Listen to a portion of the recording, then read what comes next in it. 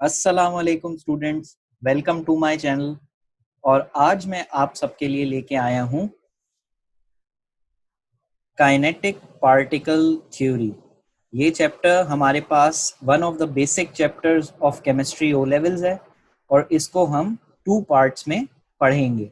So the first part of the kinetic particle theory will be studying today.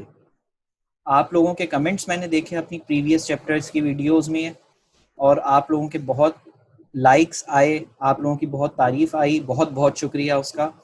मैं फिर से आप लोगों को ये बोलता चलूं कि अगर आप लोगों को कोई भी प्रॉब्लम हो, you can always refer back to those lectures as well and you can ask me on the video as well. If you have any suggestion also, you can ask me. And if you want notes of those previously completed chapters, you can email us and you can inbox us at our Facebook page, and don't forget to like our Facebook page. तो चलिए अब हम अपने chapter objectives की तरफ चलते हैं. Firstly we'll be studying matter. Matter क्या होता है मैंने मेजरिंग फिजिकल क्वांटिटीज में भी आप लोगों को ये एक्सप्लेन किया था थोड़ा सा, and we'll explain in more detail in this chapter as well. We'll moving on to the kinetic particle theory, which is the basis, to be precise, of the states of matter which we will be studying solids, liquids and gases.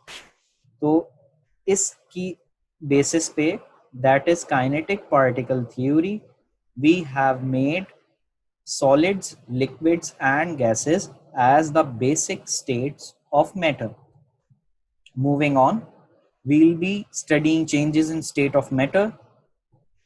In this, we'll be studying 3 processes in part 1 of this chapter. First will be melting, and we'll study what happens during melting and the temperature changes. We'll study freezing.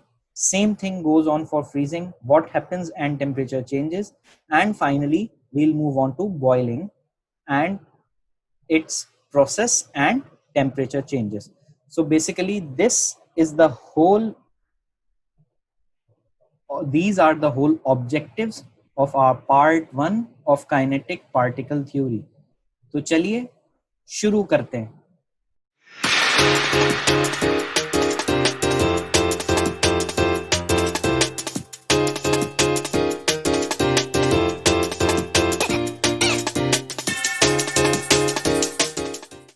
So the first topic of our part 1 of this chapter is matter. Anything which occupies space and have a certain mass is called matter. Whether living or non-living, जो भी चीज इस दुनिया में present है, either it is living or either it is non-living. If it is occupying some space, it means if it has a volume, and if it has a certain mass, then it means it is composed of matter.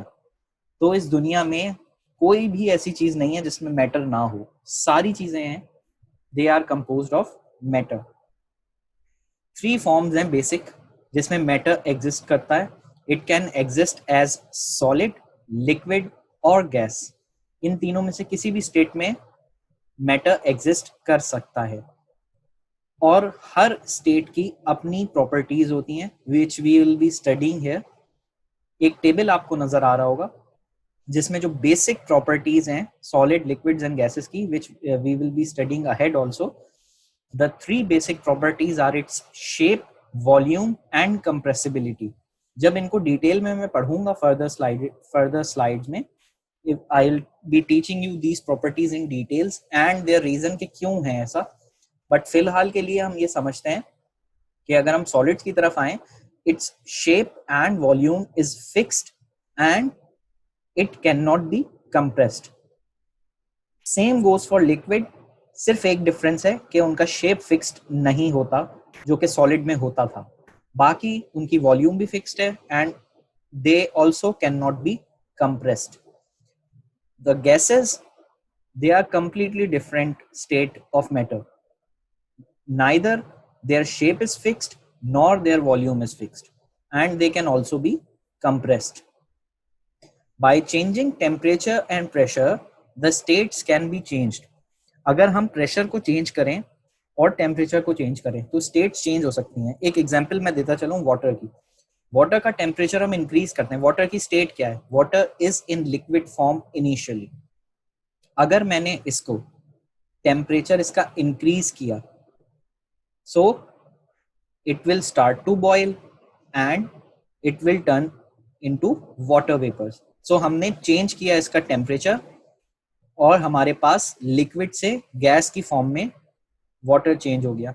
Similarly अगर मैं इसका temperature decrease कर दूं, so it will change from liquid to solid. It will become ice. तो by changing temperature as well as pressure की भी examples हैं. I will give you ahead in next parts as well, जिसको change करने से states of matter change होती हैं. Plasma and Bose Einstein condensate. I hope कि आप लोगों ने इसके बारे में सुना होगा, but still if not, don't worry, I will explain you. जो तीन बेसिक स्टेट्स ऑफ मैटर हैं which I have told you, these are solids, liquids and gases.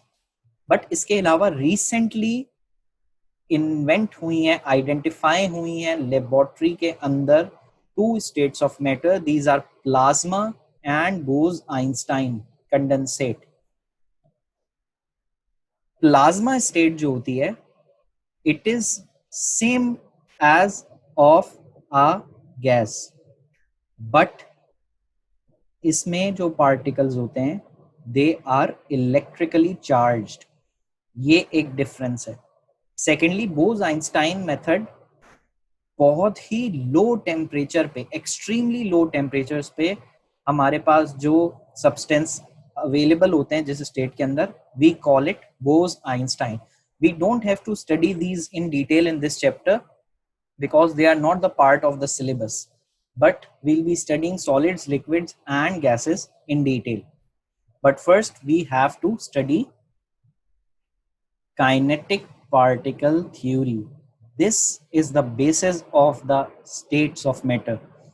तो मैं चाहता हूं कि इस पे आप थोड़ा सा ज्यादा गौर करें इस स्लाइड पे. If you don't understand, you can always refer back to this video and to this slide again unless you understand this, because this is the basis of the states of matter and it is a very important slide. So the states of matter जो होती हैं वो इसकी basis हैं.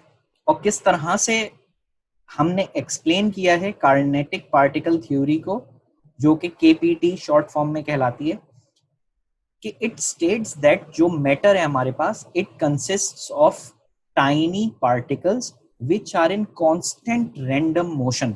मतलब matter जो भी हमारे पास, हमने मैटर को डिफाइन किया था, जो anything which occupies space and have a certain मास.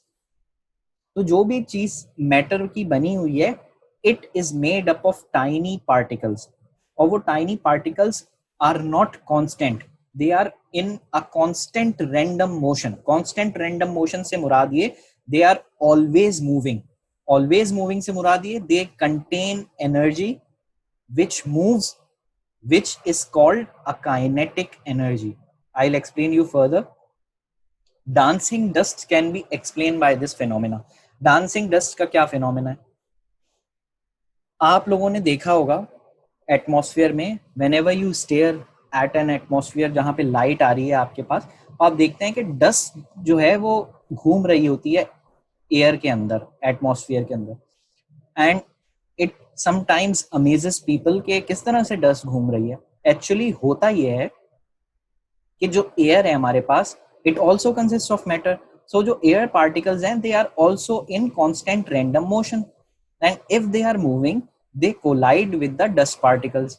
जब वो डस्ट पार्टिकल्स के साथ कोलाइड करते हैं, so we see the dust moving. But यहाँ पे क्वेश्चन आप कर सकते हैं कि why we can not see air. तो एयर के जो पार्टिकल्स होते हैं, they are too tiny to be seen by our naked eye. हम अपनी आंखों से एयर के पार्टिकल्स तो नहीं देख सकते, बट जो डस्ट पार्टिकल्स होते हैं, they are big enough so they can be seen by our eye. So हमको सिर्फ डस्ट नजर आती है, एंड जब वो कोलाइड करती है इनविजिबल एयर पार्टिकल्स के साथ, मैं इनविजिबल इसलिए कह रहा हूं because they are invisible to the naked eye, to the humans. So जब ये हमको नजर आता है actually, so we only see the dust particle moving. So this is the phenomena of dancing dust. Moving on, the kinetic word means motion. That is why this name is given. Kinetic particle theory का नाम इसलिए दिया गया है, kinetic word इसलिए दिया गया है, जो कि मैंने आपको फर्स्ट पॉइंट में समझाया था कि they are in constant random motion. तो इनके पास एनर्जी है विच इज मूविंग. जो मूवमेंट के लिए जो एनर्जी होती है, दिस इज काइनेटिक एनर्जी. दो बेसिक एनर्जी फिजिक्स में होती हैं, they are kinetic energy and potential energy. Potential energy is by height and kinetic energy is by virtue of motion. तो जब कॉन्स्टेंटली मैटर के अंदर पार्टिकल्स रैंडम मोशन में होते हैं, so we call this theory kinetic particle theory. Kinetic particle means a particle which is in constant random motion. Moving further, through KPT we can explain, जैसे मैंने आपको बताया था, it is the basis of states of matter, differences in properties of solids, liquids and gases. इनकी difference होती हैं properties के अंदर, which we have studied in the last slide as well, जो हमने shape, volume and compressibility पढ़ी थी. We'll study in detail as well. And finally, we see changes in states of matter. We can also explain with KPT the changes in states of matter as well. Moving further, we'll be studying the three basic states, starting from the solid state. Solid state has closely packed particles. Particles बहुत ज़्यादा closed होते हैं. They have strong attractive forces of attraction are very strong in solids. इसी वजह से उसके particles closely packed होते हैं. They can only vibrate and rotate. Freely move नहीं कर सकते particles solid के. They can only vibrate and rotate in their own fixed positions. They cannot move. They can only rotate and vibrate in their axis. They cannot move freely, which I have told you. Therefore, solid have fixed shape. क्यों fixed shape होता है? इस वजह से क्योंकि उसके particles freely move नहीं कर सकते, closely packed होते हैं by strong forces of attraction. That is why always solids have a fixed shape. Since the particle are too close, तो जब हम इसको compress करने के लिए जाएंगे, compress मतलब हम इसको दबा रहे हैं by external force, so we cannot compress it. Why? Because there is no space between the solid particles. You can see it in the diagram which is coming on your screen. The particles in solid state में they are very close, they are tightly formed. तो इन पे अगर हम external force apply करें compression की, तो it cannot be compressed because the particles are held together. Moving on to the liquid state, the second state of matter, it is arranged in disorderly manner. It means कि particles जो इसके arrange होते हैं वो disorderly manner में होते हैं. Weaker forces of attraction होती हैं इसके अंदर as compared to solids. क्यों? क्योंकि इसके जो liquids के अंदर particles होते हैं, they are a little far away as compared to the solids. जब they are far away, a little far away as compared to solids, therefore they can move more as compared to the solids. If they are moving more, it means they have more kinetic energy, because kinetic energy is associated with movement. They can move freely. जब move freely कर सकते हैं, so liquid can take the shape of any container in which the liquid is in. It means liquid have no fixed shape. क्यों? क्योंकि अब आपने water को देखा, वाटर को आप ग्लास में डालें वो ग्लास का शेप ले लेगा, बॉटल में डालें बॉटल का शेप ले लेगा. That is why the liquids have no fix shape. क्यों? क्योंकि उसके जो पार्टिकल्स हैं they can move freely, but they are far away, but they are still इतने क्लोज वो होते हैं, despite being far they are still quite close to each other. अगर मैं कंप्रेस करने जाऊंगा लिक्विड्स को, they will not be compressed. क्यों? क्योंकि उनके स्टिल, जैसे मैंने आपको स्टार्टिंग में बताया कि the particles of liquid are further, but they are not that much further. They are quite close still. Therefore, they cannot be compressed. You can imagine through the diagram which is shown in this screen, you can see it clearly कि जो liquid के particles हैं, they are little bit far away as compared to the solids, but still they are close enough. So अगर मैं compress करने जाऊंगा liquid state को, तो it will not be compressed. Moving further to the gaseous state, their particles are very far. They have the weakest forces of attraction. क्यों? जब particles इतने ज़्यादा far हैं तो forces of attraction weakest होंगी, but they have the most kinetic energy. क्यों? जितने ज़्यादा far होंगे उतनी ज़्यादा movement करेंगे, जितनी ज़्यादा movement करेंगे उतनी ज़्यादा kinetic energy होगी. So as compared to the three states of matter, solid, liquid and gases, they have the weakest forces of attraction but the most kinetic energy. They can move rapidly in any direction. That is why gases have no fixed shape. You can see it in the diagram as well. कि gaseous state के अंदर particles, they are very far away.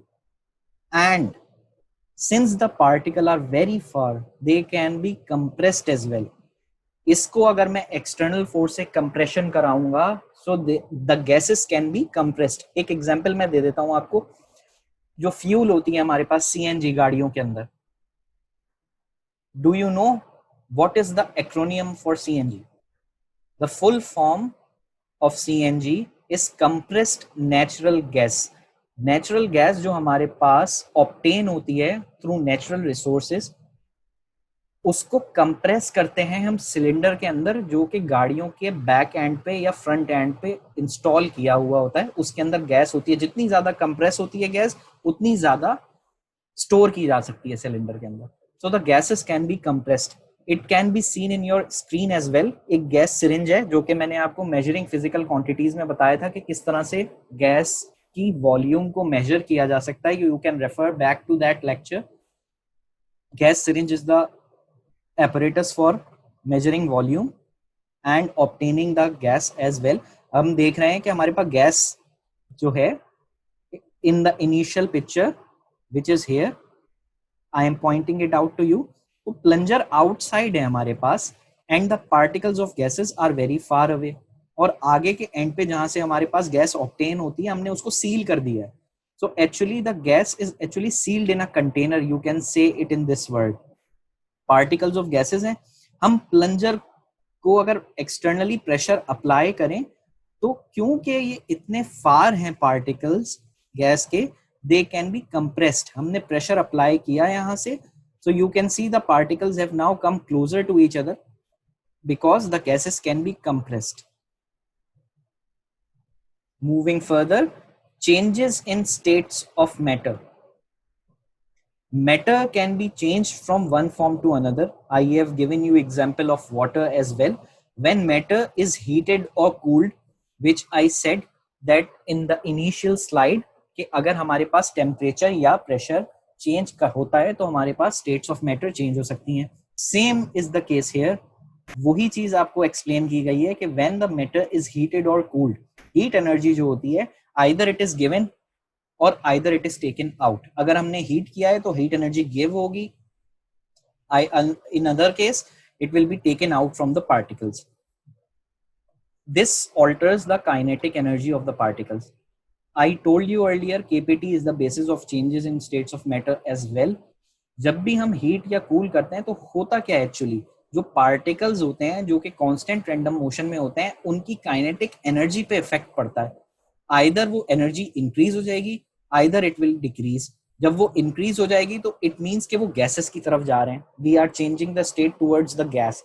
अगर वो decrease हो जाएगी the particles will come closer, the state of matter will come towards solids. So इस तरह से चेंज होती है. Just like ice cream. Ice cream initially जब आपको दुकानदार शॉपकीपर देता है, it is in solid form. When you lick it, तुम्हारी टंग पे जो आपकी टंग होती है, it contains heat energy. When you lick the ice cream, it changes from solid to liquid because the particles of the ice cream have now been given the heat energy with the help of your tongue. Similarly, water can also be seen in three states of matter. I have discussed that earlier also. Ice in solid form liquid form में water होता है हमारे पास, and in water vapours if we boil it, it is in all three states of matter, which is water. Moving on, the first process which we will be studying in this part is melting. What is melting? Process in which solid changes to liquid. अगर हमारे पास एक process हो रहा है जिसमें solid liquid में change हो रहा है, इट इज कॉल्ड मेल्टिंग. जिस पॉइंट पे मेल्टिंग अकर होती है, it is called the melting point of that substance. कुछ कॉमन सब्सटेंसेस हैं जिनके आपको मेल्टिंग पॉइंट्स नजर आ रहे होंगे यहाँ पे, जैसे कि ऑक्सीजन है, इसका -219 डिग्री सेल्सियस है. इथेनॉल है, आइस मेल्ट्स एट 0 डिग्री से जितना ज्यादा हेड होता रहता है उतना ज्यादा वाटर की उसमें आता रहता है. सिमिलरली आयरन है, it has a very high melting point which is 1535 degree Celsius. What happens when a solid is heated until it melts? It's an important concept. I'll explain you through a diagram here. You can see एक arrow है जिसमें left से right की तरफ आप देख रहे हैं कि सॉलिड से लिक्विड की तरफ किस तरह से चेंज हो रहा है. We are providing temperature. Firstly heat energy is absorbed by the particles in solid. हम इसको हीट प्रोवाइड कर रहे हैं तो हीट एनर्जी एब्जॉर्ब होगी पार्टिकल में. हीट एनर्जी किस में चेंज होगी? Since the particles which are in solid or in liquid or in gas, they only contain one type of energy, that is kinetic energy. तो जो heat energy externally हम provide कर रहे हैं, it will be converted to kinetic energy. The particles start to vibrate faster about their fixed position. जो पहले अपनी fixed position में थोड़ा सा vibrate कर सकते थे solid में, they start to increase in vibration. क्यों? क्योंकि हम एक्सटर्नली इनको हीट प्रोवाइड कर रहे हैं जिसकी वजह से इनकी काइनेटिक एनर्जी इंक्रीज हो रही है. जब टेम्परेचर इतना हाई हो जाता है, the vibrations of the particle become sufficient to overcome the attractive forces between them. This is an important point. ये क्या चीज है? जैसे मैंने आपको बताया था, since the particle in solid have the stronger forces of attraction and they can also vibrate about their fixed position. अगर मैं उनको एक्सटर्नली हीट प्रोवाइड कर रहा हूं और करता जा रहा हूं कंटिन्यूअसली, इससे ये हो रहा है कि वो हीट एनर्जी कन्वर्ट हो रही है काइनेटिक एनर्जी में, and it also is increasing because I am increasing the heat. जब मैं इतनी इंक्रीज कर देता हूं कि उनकी एट्रैक्टिव फोर्सेस से ज्यादा हो जाए kinetic energy, if it increases, so they will start to break away from their fixed position. क्यों? क्योंकि एट्रैक्टिव फोर्सेस से जो है वो कम हो गई हैं और हीट और काइनेटिक एनर्जी ज्यादा हो गई है. तो वो ज्यादा हो गई है तो particles will begin to break away. So the particles will no longer be in their fixed positions, which means the substance will become a liquid. They will start to slide over one another. तो इसका मतलब ये हुआ कि the substance has become a liquid. तो ये process है कि जब तक हम सॉलिड को हीट करते हैं until it melts. Moving further, the temperature change during melting. It can be understood by the apparatus which is shown below. आपकी स्क्रीन पे नजर आ रहा होगा, एक सिंपल सा apparatus है. हमने वाटर बाथ दिया है इनिशियली. क्यों?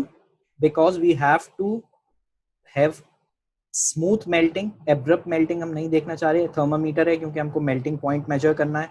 अगर मेल्टिंग भी मेजर करनी है, नेफ्थलीन हमारे पास है, the melting point of naphthalene study करना है हमको. एक सब्सटेंस है जो कि हम मॉथ बॉल्स में नेचुरली यूज होता है. मॉथ बॉल्स क्या होती हैं? एक छोटी छोटी कपड़ों के बीच में, आप लोगों ने घरों में अपने शायद देखा हो कि घर अपने कपड़ों के बीच में पेरेंट्स जो हैं दे पुट मॉथ बॉल्स, छोटी छोटी गोलियां रखते हैं. They are made up of naphthalene. क्यों? Because with the help of this balls, the insects do not come to the clothes, they are stayed away. So ये हमारे पास apparatus है, setup है जिसके लिए मेल्टिंग पॉइंट हम स्टडी करते हैं. Heating curve of temperature versus time हम स्टडी करते हैं, जिससे हमको पता चलेगा कि एक्चुअली टेम्परेचर चेंज किस तरह से होता है मेल्टिंग में. हीटिंग कर्व में क्यों बोल रहा हूँ? Because we are providing heat. If we are giving out heat, so it would be a cooling curve which will be studied in the next process. So a curve is presented in your screen. We'll start studying that. Firstly, I will tell you the naphthalene का जो melting point होता है, it is 80 degrees Celsius. So first, there are 4 points in the graph: A, B, C, and D. First, we'll study A towards B. Temperature of the naphthalene solid increases. Initially, room temperature पे solid, which is point A. We give it heat. The temperature starts to increase until it reaches 80 degree. 80 degree is the melting point of naphthalene. जब ये 80 degree पे पहुंच जाता है तो solid naphthalene begins to melt if it is pure. ये आपको important point है क्योंकि मैंने आपको चैप्टर में बताया था प्योरिटी एंड सेपरेशन वाले में, प्योरिटी एंड एनालिसिस में, कि जो अगर प्योर सब्सटेंस नहीं होते तो उनकी प्रॉपर्टीज चेंज हो जाती हैं. वी आर एज्यूमिंग कि हमारे पास जो सब्सटेंस है वो प्योर है. तो at point B which is 80 degrees melting start हो जाती है. बी से लेके सी तक आपको नजर आ रहा है the temperature is constant. During the melting process temperature of naphthalene does not rise even though heating continues. क्यों डज नॉट राइज? क्योंकि जो हीट एनर्जी है वो पार्टिकल्स ले रहे हैं सॉलिड के and it is converted into the kinetic energy. तो काइनेटिक एनर्जी हो रही है क्यों? क्योंकि जो फोर्सेस ऑफ अट्रैक्शन है सॉलिड की उनको ओवरकम करना है लिक्विड में चेंज करने के लिए. तो at this point B to C solid और लिक्विड का मिक्सचर होता है, इंटर कन्वर्टेबल स्टेट होती है ये एक तरह से. तो एक ये मिक्सचर होता है इस पॉइंट पे. At C to D liquid completely point C पे लिक्विड हो जाता है. जब वो कंप्लीटली मेल्ट हो जाता है at point C all the solid naphthalene is melted. Temperature of the liquid again starts to increase because अब सारा कंप्लीट लिक्विड हो गया है. जब तक हम हीट प्रोवाइड करते रहेंगे the solid will start to increase. So this is the temperature change during melting. Moving on towards the second process, which is freezing. A process in which liquid changes to solid. अगर liquid में solid में change हो जाए, for example water को हम ice में change कर रहे हैं, freeze करते हैं ना, freezer में रखते हैं, तो ice में change हो जाता है. That is the process which is called freezing. And जिस point पे freezing होती है that is called the freezing point.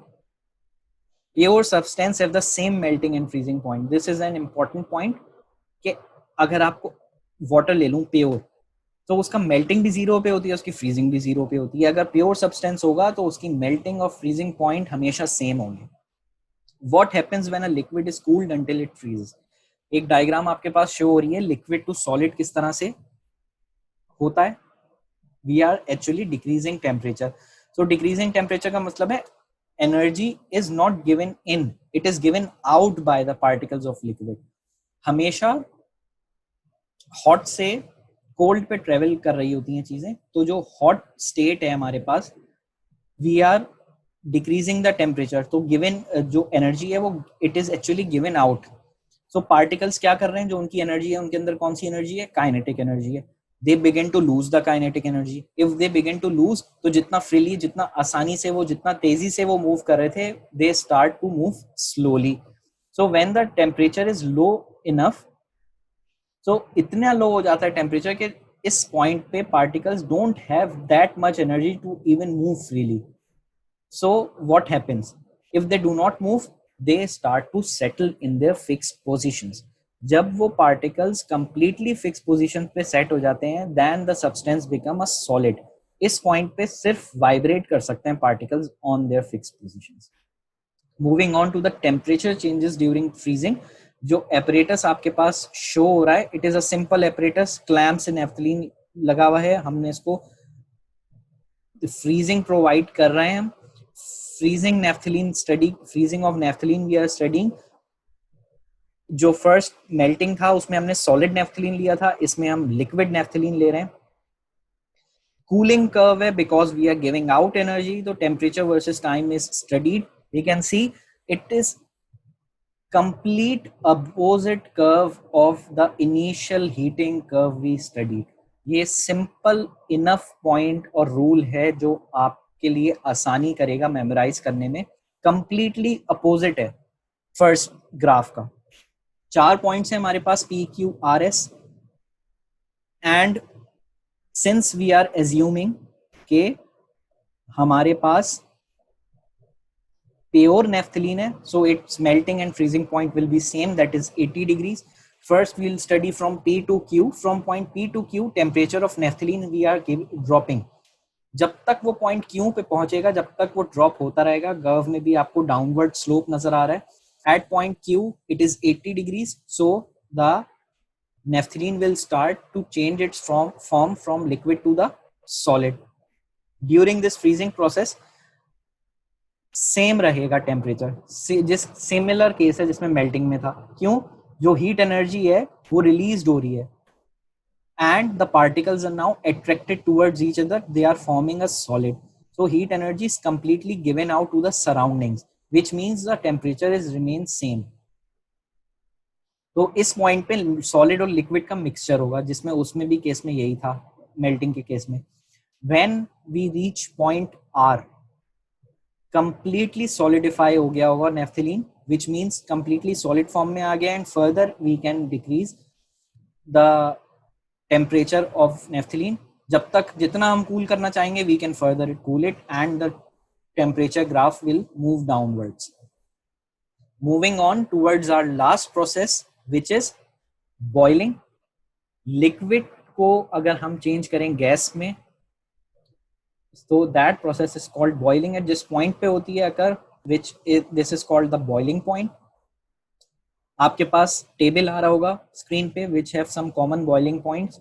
Oxygen का जैसे -183 होता है, इथेनॉल का 78 है. We have studied it in simple distillation method also. You can see and refer to the separation slide as well. Ice का हमारे पास 100 डिग्रीज होता है जिसपे बॉयल होती है and iron boiling point is 2750. What happens when a liquid is heated until it boils? A picture or more precisely a diagram is shown on your screen, which we see from liquid to a gas via increasing temperature. And how it happens, heat energy absorb होती है particle के अंदर. बिल्कुल वैसा ही case है जैसा कि melting में हो रहा था. हीटिंग हम प्रोवाइड कर रहे थे, तो हीट एनर्जी क्या होती है, काइनेटिक एनर्जी में कन्वर्ट होगी. जब काइनेटिक एनर्जी में कन्वर्ट होगी, the particles will start to move faster.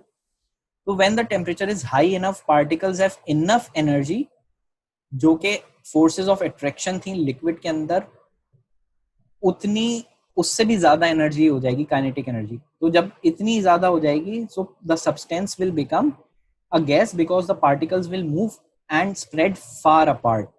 So in this point gas बन चुकी है and the particles can move in any direction now. Moving further and studying temperature changes during freezing, it can be understood by the following apparatus, which is shown below. This is the same apparatus as of a simple distillation. You can refer back to the chapter of purification and analysis part 1, in which we studied separation methods. Simple enough वैसी है कि हमारे पास जो है boiling start होती है. For we are studying tetrachloromethane in this as an example. So tetrachloromethane हमने यहाँ रखा हुआ है. We are providing heat, and when it becomes vapor, it goes out and we distill out it in a receiver. This is a setup for boiling point. Heating curve है, क्योंकि heating provide की है temperature versus time. It is shown in the graph. It is the same as of the melting point. We can see there are 4 points W, X, Y, Z, and the boiling point of tetrachloromethane, I should mention here, it is 77 degrees Celsius. In W to X temperature increase हो रहा है, क्योंकि हमने अभी तक W से X में reach नहीं किया है बॉइलिंग पॉइंट टेट्राक्लोरोमीथेन का. When it is reached eight point X, tetrachloromethane starts to boil and we are assuming it is a pure substance. During X to Y, temperature remains same. क्यों? क्योंकि heat energy given to the particles to overcome the forces of attraction which are in liquid. So at this point the temperature will remain same. At point Y, all the liquid has boiled. So all the tetrachloromethane has become a gas.